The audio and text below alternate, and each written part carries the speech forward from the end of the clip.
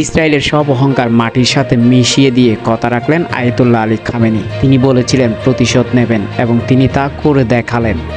একের পর এক ইসরায়েলের আগ্রাসনের পরেও যখন ইরান জবাব দিচ্ছিল না, তখন পশ্চিমা গণমাধ্যমগুলো ফলাও করে প্রচার করেছিলেন তিনি নাকি ভয় পেয়েছেন, ভয়ে গুটিয়ে গিয়েছেন।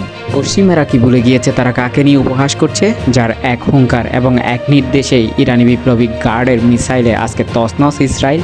বিশ্ববাসী আর পশ্চিমারা তো দেখলো এখন তছনছ এক ধ্বংসযজ্ঞ যেন ইসরায়েল।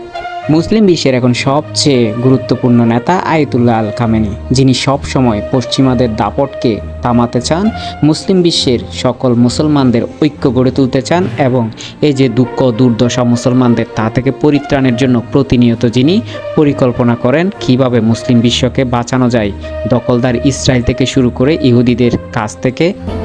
خودشون رو اداره کنه بندگیشون رو اداره کنه ইসরায়েল, যুক্তরাষ্ট্র আর পশ্চিমারা আগেই জানতো বড় ধরনের হামলা হবে, এই জন্য প্রস্তুতি নিয়ে রেখেছিল এবং সহায়তার পূর্ণ আশ্বাস দিয়েছিল। কিন্তু ইরানের মিসাইলের কাছে এগুলো যেন নস্যাৎ হয় রীতিমতো।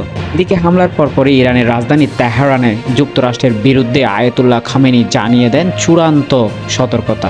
সময় থাকতেই যেন পশ্চিমা বিশ্ব থেকে নিজেদের এবং পশ্চিমা বিশ্বকে গুটিয়ে নেয় যুক্তরাষ্ট্র, সেই বিষয়ে উল্লেখ করেন তার বক্তৃতায়। این جنگ ها این برخوردها বুধবার ইরানের রাজধানী তেহরানের শিক্ষার্থী সহ সাধারণ মানুষের সামনে এক বক্তৃতা দেন সর্বোচ্চ ধর্মীয় নেতা আয়াতুল্লাহ খামেনি, যেখানে বলেন আমরা শোকাহত, কিন্তু শোকাহত মানে এই নয় যে আমরা গুটিয়ে বসে থাকব।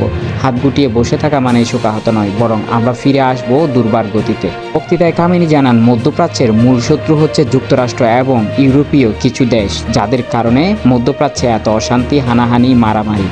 খামেনি সতর্কতা সংকেত দিয়ে জানায় আল্লাহর ইচ্ছায় এবং সমগ্র মুসলিম মিত্র দেশের সহায়তায় মধ্যপ্রাচ্য থেকে এই পশ্চিমাদের ধুয়ে মুছে ছাপ করে দেওয়া হবে এবং শান্তির বাসভূমি করা হবে এখানে। এদিকে বিশ্লেষকরা ধারণা করতেছে বিশ্বের সামনে নিজেদের ভাবমূর্তি অক্ষুণ্ণ রাখার জন্য মরিয়া হয়ে ইরানে হামলা চালাবে পশ্চিমা বিশ্ব কিংবা ইসরায়েলি বাহিনী।